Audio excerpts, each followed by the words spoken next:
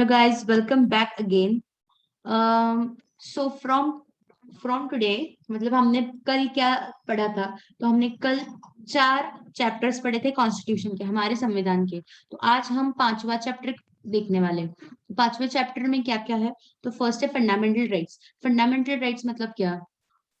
कि मुझे कौन कौन से फंडामेंटल राइट्स हैं? तो मैंने कल ही बताया था, right of speech, right to form free association, मतलब right to form peaceful association वगैरह सब।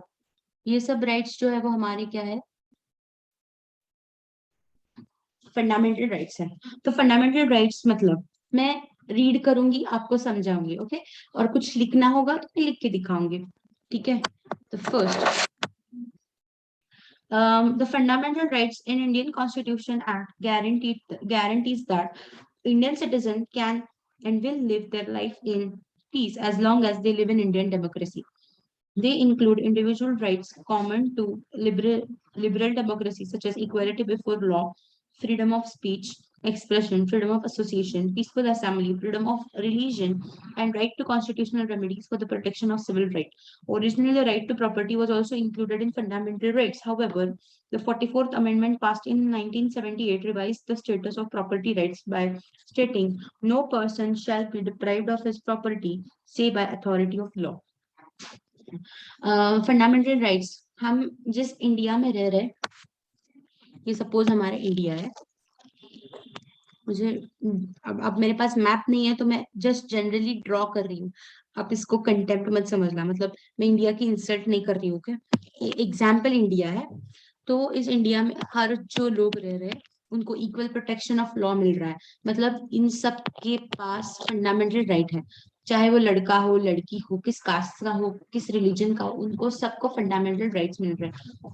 पहला फंडामेंटल राइट कौन सा है? Include right of common, include most liberal democracy such as equality before law, मतलब सब इक्वल है हमारे लॉ में। इक्वल मतलब मैंने क्या बताया? इक्वालिटी बिफोर लॉ मतलब इक्वल, सब इक्वल है। फिर वो बहुत ज्यादा अमीर ही क्यों ना हो, बहुत ज्यादा गरीबी क्यों ना हो, all are equal before law. तो कोर्ट में अगर किसी ने गलती की है तो आमिर वाले को अलग लॉ लगेगा, गरीब को अलग लॉ, ऐसा नहीं होगा, तो सबको एक जैसा लॉ लगेगा, okay? Then freedom of speech, मतलब मैंने कल ही बताया, freedom to talk anything you want, anything you, जो आपके दिमाग में आता है आप बोल सकते हैं, ओके? एंड एक्सप्रेशन, एक्सप्रेस मतलब एक्सप्रेस होना। फिर freedom of association and peaceful assembly. Association मतलब 4-5 लोगों ने मिलकर कोई एसोसिएशन बनाया तो वो बना सकते हैं, या एंड पीसफुल असेंबली, असेंबल हो सकते हैं, जैसे गणपति फेस्टिवल में सब लोग असेंबल होते हैं। अभी नहीं हो रहा है क्योंकि कोविड की वजह से, पर रेगुलरली मतलब पिछले साल तो सब गैदर ही हुए थे ना। उसके बाद फ्रीडम ऑफ रिलीजन, आप कौन से भी रिलीजन के हो, आप कहाँ पर भी जा सकते हो, मतलब आप कौन सा भी रिलीजन फॉलो कर सकते हो। ऐसा नहीं है कि आप हिंदुइज्म ही फॉलो करोगे, मुस्लिम ही फॉलो करोगे, क्रिश्चियनिज्म ही फॉलो करोगे, नहीं, आपको जो रिलीजन अच्छा लगे आप उसे फॉलो कर सकते हो। फिर फ्रीडम ऑफ स्पीच, जो चाहिए आप वो बोल सकते हो, एंड एक्सप्रेशन हो गया। फिर right to constitutional remedies for protection of civil right, मतलब अगर मेरा कोई सिविल राइट इन्फ्रिंज हो रहा है तो मेरे पास राइट है कि मैं कोर्ट के पास जाऊं और बोलूं कि मेरा ये राइट इन्फ्रिंज हो रहा है, तो प्लीज कुछ कीजिए, ओके? कोर्ट नहीं देखता बैठेगा कि किसका राइट इन्फ्रिंज हुआ है। फिर भले वो प्राइम मिनिस्टर ही क्यों ना हमारे राइट्स इन्फ्रिंज कर रहे हो, तो हम जाकर प्राइम मिनिस्टर के खिलाफ भी बोल सकते हैं कि हमारे राइट्स इन्फ्रिंज हो रहे हैं, फंडामेंटल राइट्स, आप कुछ तो कीजिए court, okay? Fundamental rights in India, right of equality, article 14, equality before law and equal protection of law, equality before law and equal protection of law। अब ये दोनों कंसेप्ट अलग है। इक्वालिटी ऑफ लॉ,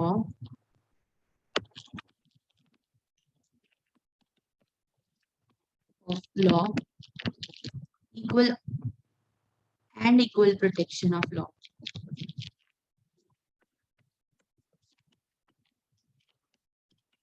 अब क्या हुआ?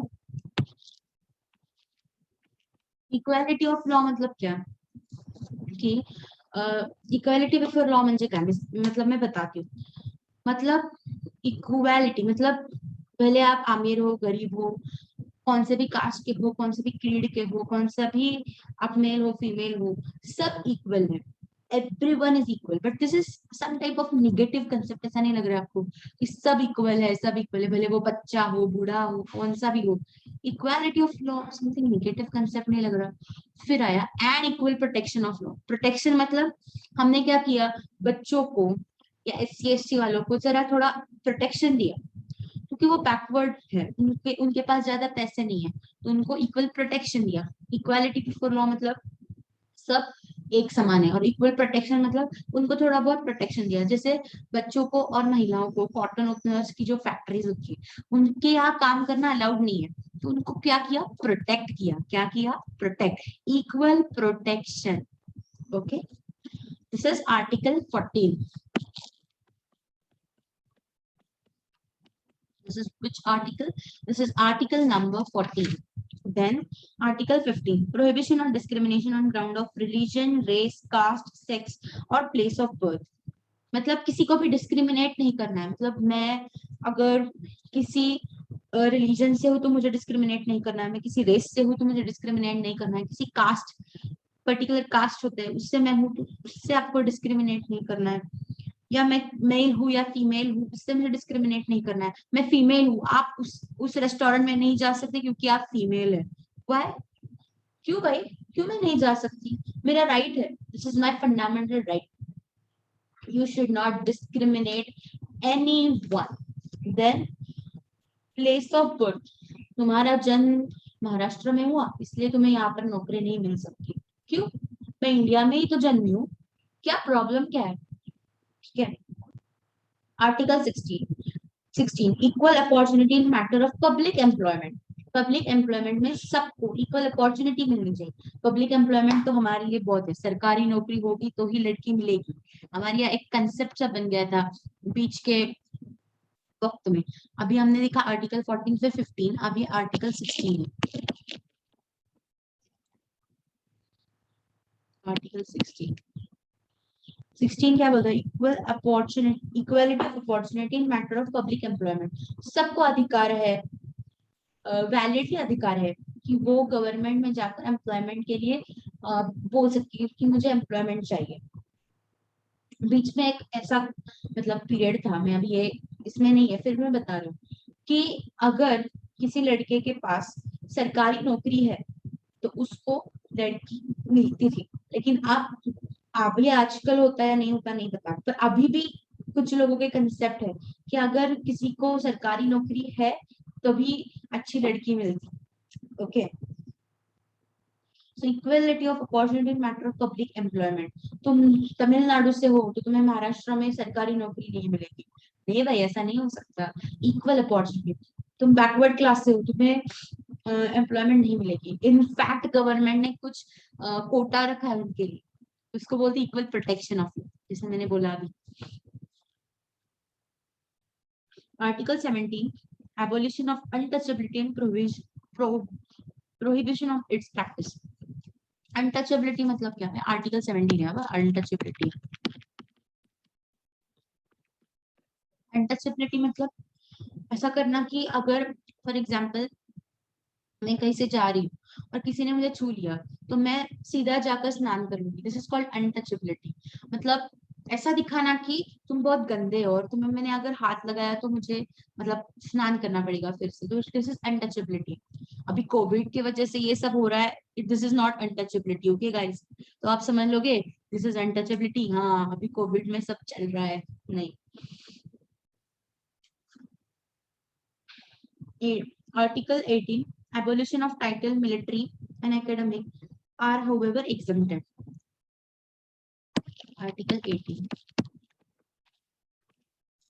कौन सा, तो एबोलिशन ऑफ टाइटल। टाइटल मतलब ब्रिटिश के समय में क्या होता था कि हमारी जो प्यारी प्यारी ऑनरेबल एलिजाबेथ रानी थी उन्होंने क्या किया था कि सबको ऐसे सर, नाइट ऐसे टाइटल दिए थे कि आज से तुम सर कहलाए जाओगी, आज से तुम नाइट कहलाए जाओगे। ओके, तो ये टाइटल्स अब नहीं, हम किसी भी फॉरेन से नहीं ले सकते, और हम ये टाइटल्स आप फॉलो नहीं कर सकते, राज बहादुर, राजा, नो, एवरीवन इज इक्वल ना। हाँ, लेकिन अगर तुम कंपनी सेक्रेटरी हो और कोई एकेडमिक लगा रहे हो मतलब डॉक्टर, तो वो लगा सकता है बाहर, मतलब अपने डोर के बाहर वो लगा सकता है कि that I am doctor, dash dash doctor. या फिर वो अगर कंपनी सेक्रेटरी है, चार्टर्ड अकाउंटेंट है, तो वो भी लगा सकता है, या वो एलएलबी हो चुका है तो वो भी लगा सकता है that LLB dash dash mean XYZ.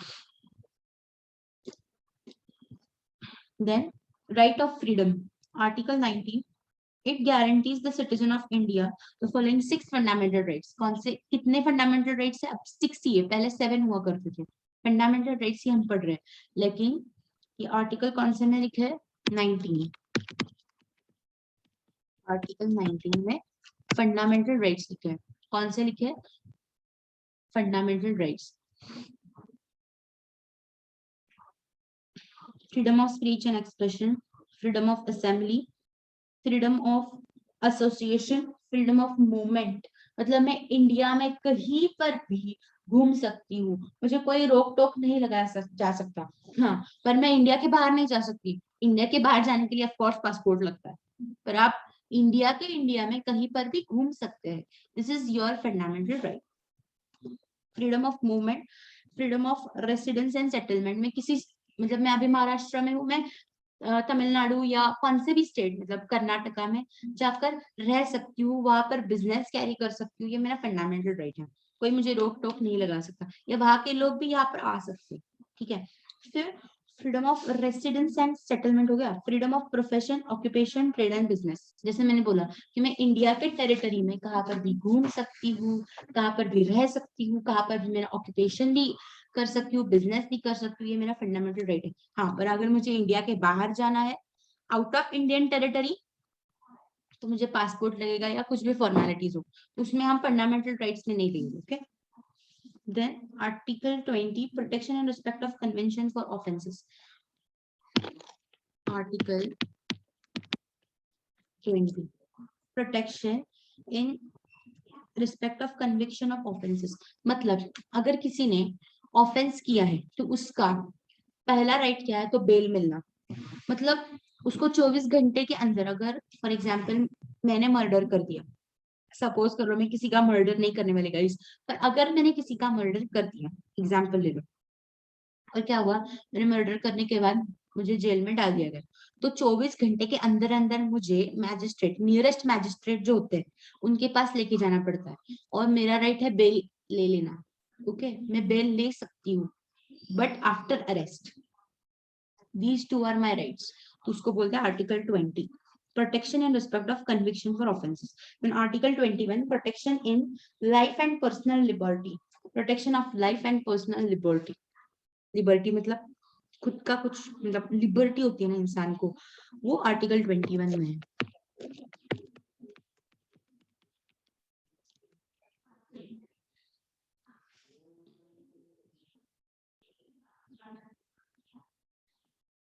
Article 21A है फिर उसमें, declares that state shall provide free and compulsory education to the children at the age of 6 to 14 years. मैंने पहले ही बताया था कि कोई भी बच्चा अगर 6 से 14 साल के बीच में है, उसको फ्री एजुकेशन गवर्नमेंट प्रोवाइड करेगी। ओके, हर बच्चे का राइट है ना पढ़ना। 21A इसका ही सब पार्ट है। This provision was added by 86th amendment. किस अमेंडमेंट में हुआ था ये? 86th amendment. कौन सी अमेंडमेंट? 86th अमेंडमेंट, ये भी याद रखिए।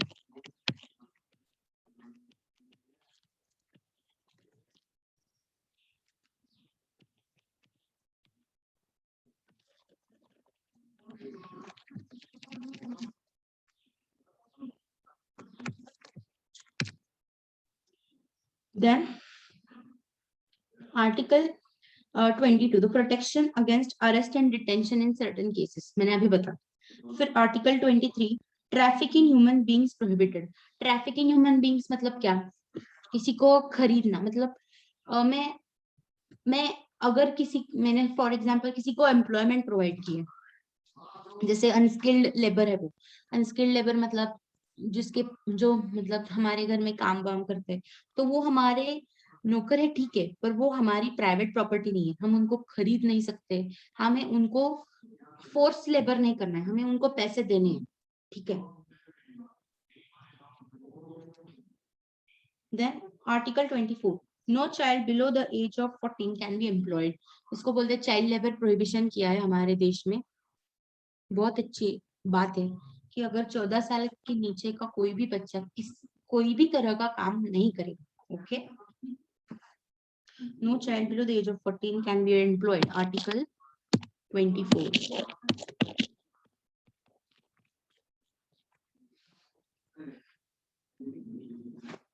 And article 25, right of freedom of religion.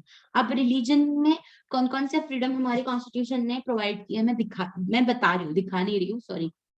First, freedom of concise and free profession, practice and propagation of religion. मैं कौन सा भी तरह का रिलीजन हो, चाहे वो क्रिश्चियन हो, हिंदू हो, मुस्लिम हो, जैन हो, सिख हो, ईसाई हो, कोई भी हो, कोई भी XYZ, तो मैं फ्रीली प्रोफेशन कर सकती हूँ, प्रैक्टिस कर सकती हूँ, प्रोपोगेट कर सकती हूँ। ठीक है, मतलब मुझे चाहिए तो मैं प्रणाम कर सकती हूँ, मैं उसको फॉलो कर सकती हूँ, उसके प्रिंसिपल्स फॉलो कर सकती हूँ। ठीक है, फिर article 26, freedom to manage religious affairs. मतलब अगर मुझे जाना है कहीं रिलीजियस अफेयर को ही मैनेज करना है तो मैं कर सकती हूँ, कोई मुझे रोक नहीं सकता कि तुम नहीं जा सकती।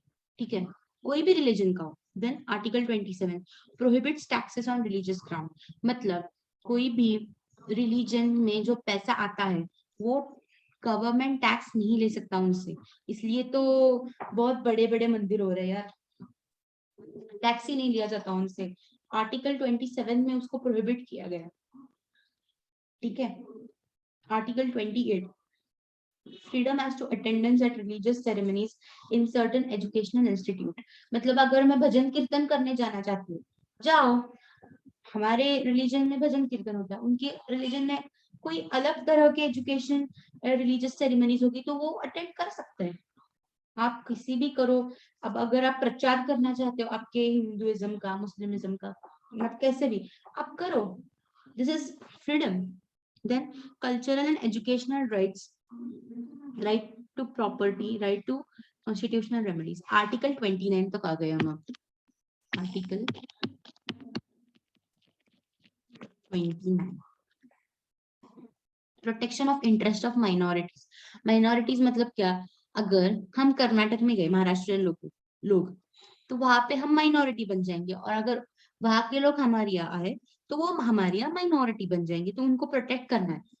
ठीक है, article 30, right of minority to establish and administer educational institute. अगर वो चाहते हैं, मतलब कैनेडियन लोग अगर मतलब कन्नड़ बोलने वाले लोग अगर महाराष्ट्र में आए और वो चाहते हैं कि यहाँ पर हम एजुकेशनल इंस्टीट्यूट कन्नड़ में बनाए तो वो बना सकते हैं, या फिर महाराष्ट्रियन लोग कर्नाटक में गए और वो चाहते हैं कि हम हमारा मराठी बोलने वाला स्कूल वहां पर बनाए तो वो भी बना सकते हैं, इसमें कोई प्रॉब्लम नहीं। Then article 30, right of minority to establish and administer educational institute हो गया। Article 31, omitted bye 44th amendment, ये अब ओमिट हो चुका है। Then article 32, the right to move supreme court in case of their violation, called Soul and Heart of the Constitution by B.R. Ambedkar ji.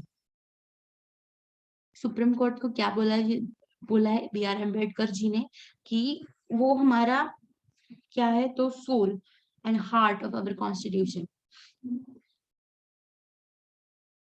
Then remedies कौन कौन से हैं, forms of writ, habeas corpus, equality before law, equal protection of law. मतलब अगर हमारे कोई fundamental rights infringe हो गए, इन्फ्रिंज मतलब टूट गए, तो हम कहाँ जा सकते हैं, कोर्ट में जा सकते हैं। तो कोर्ट हमें क्या प्रोवाइड करेगा, तो रिट्स होते हैं, डिफरेंट टाइप्स ऑफ रिट्स, तो उनमें से हैबेस कॉर्पस क्या होता है, क्या है habeas corpus, HA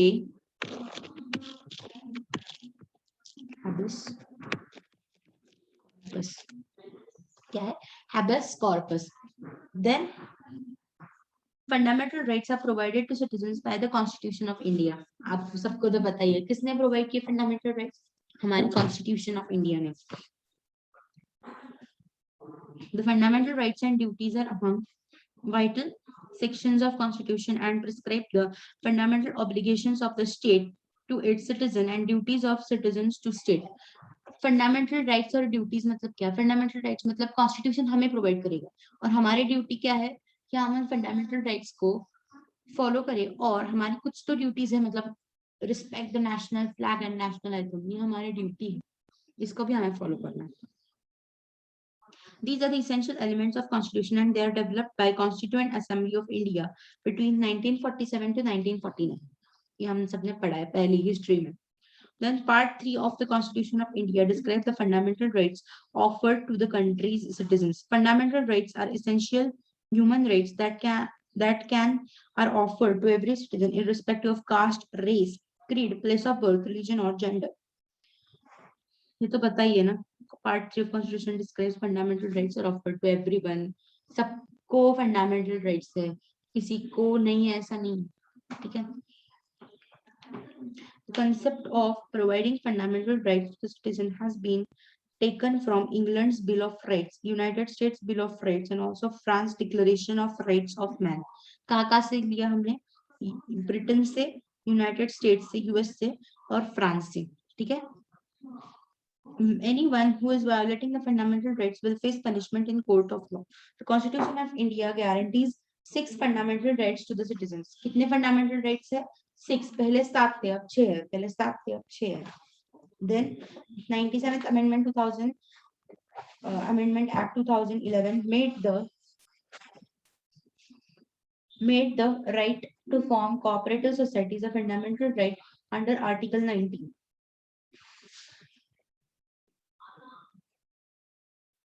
cooperative society को फॉर्म करना भी फंडामेंटल राइट कब किया? 97th अमेंडमेंट में. कोऑपरेटिव सोसाइटी तो आप सबको पता है, Amul. Right to equality. Right to equality is the foremost right guaranteed to citizen of India. It is provided in Article 14, 15, 16, 17 and 18 of the Constitution. This right is regarded as a principal foundation of all other rights and liberties. The right of equality guarantees equality before law, as per which citizens shall be equally protected, जैसे मैंने बताया, by the laws of the country. Article 15 of the Constitution states that there will be social equality and equal accessibility to public areas and no person shall be discriminated on the basis of caste, religion and language. मतलब ये रास्ता है, for example, ये public का रास्ता है, तो इस पर से गवर्नमेंट ने बनाया हुआ रास्ता है. इस पर से कौन जाएगा और कौन नहीं है तुम तय करने वाले कोई नहीं हो. ये यहाँ पर इस रास्ते पर कोई भी आ जा सकता है. ये तुम्हारा फंडामेंटल राइट है. Article 17 puts forth the obligation of untouchability. Obligation नहीं, abolition of untouchability. किसी को ऐसे छू के बोलना, छी तुम गंदे हो, मैं स्नान करने वाली हूँ. Abolition of untouchability, ऐसे नहीं करना है. तुम पर वो एक्शन ले सकता है.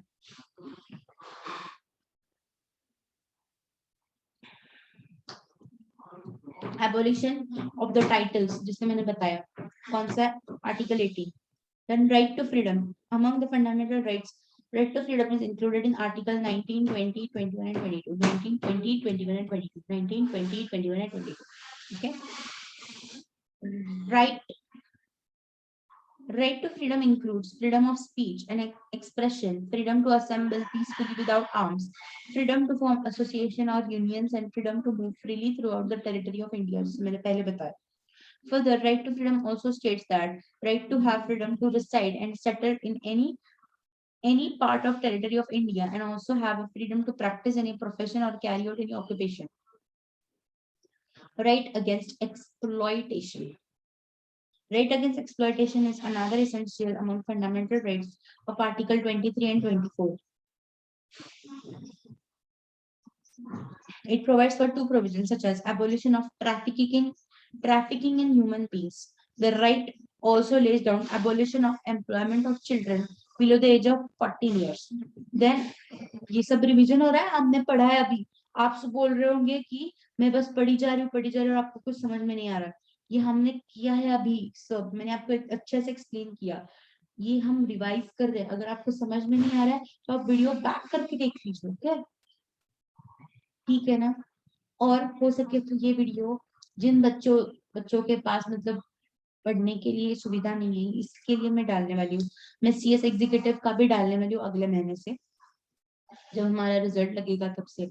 तो जिन बच्चों के पास सीखने के लिए पैसे नहीं है, तो उनको, जरूरतमंदों को आप शेयर कीजिए, ठीक है guys.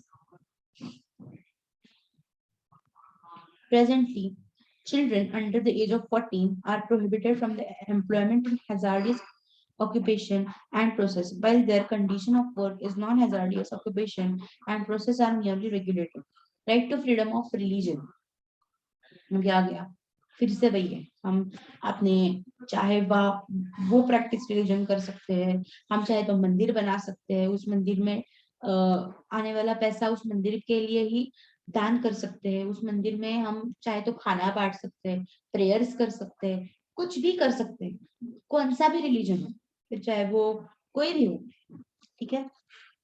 Cultural and educational rights, fundamental right provides cultural and educational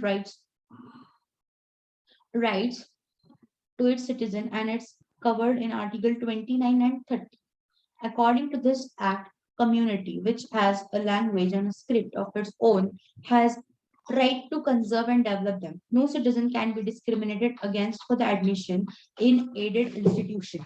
Okay, समझ में आ रहा है आपको? 2 मिनट रुकिए, बस 2 मिनट।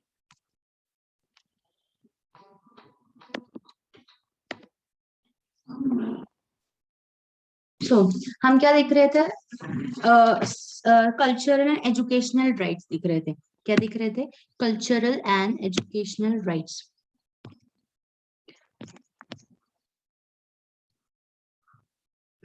स्क्रीन शेयर करना रहेगी क्या मुझसे? Okay. Cultural and educational rights. Fundamental rights also provide cultural and educational rights to citizens and is covered in Article 29 and 30.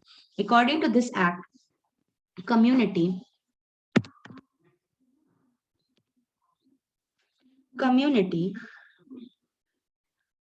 which has a language and script of its own has right to conserve and develop them.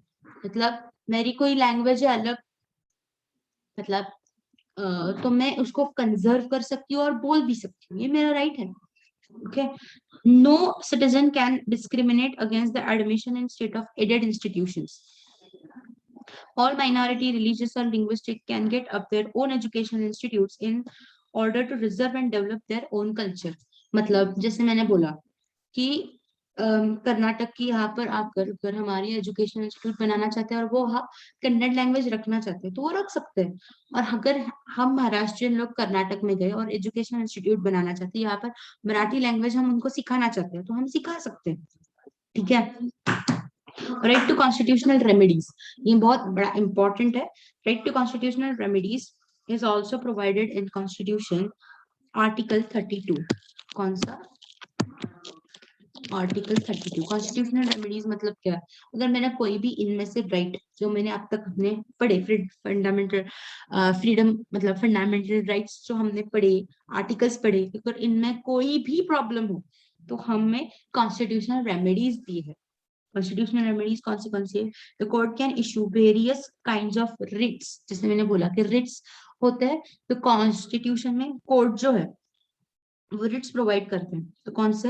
हैबेस corpus, मैंडामेंस, क्यो warranto और सर्टियोरी। मतलब for example, अगर अभी तक हमने जो पढ़े fundamental rights, कोई भी उनमें से इन्फ्रिंज कर रहा है कोई, तो मेरे पास राइट है कि मैं जाऊं और बोलूं कोर्ट के पास। तो कोर्ट हमें क्या प्रोवाइड करता है? तो रिट्स। तो 4 टाइप ऑफ रिट्स है, हैबेस कॉर्पस, मैंडामस, प्रोहिबिशन, क्यो वारंट और सर्टियोरी। सॉरी 5 है, ठीक है। These writs help in preserving and safeguarding fundamental rights of the citizens. Fundamental rights are freedom that are given to country's citizens. They give emphasis to fundamental unity of the country by guaranteeing the access and use of the same facility irrespective of caste, creed, color,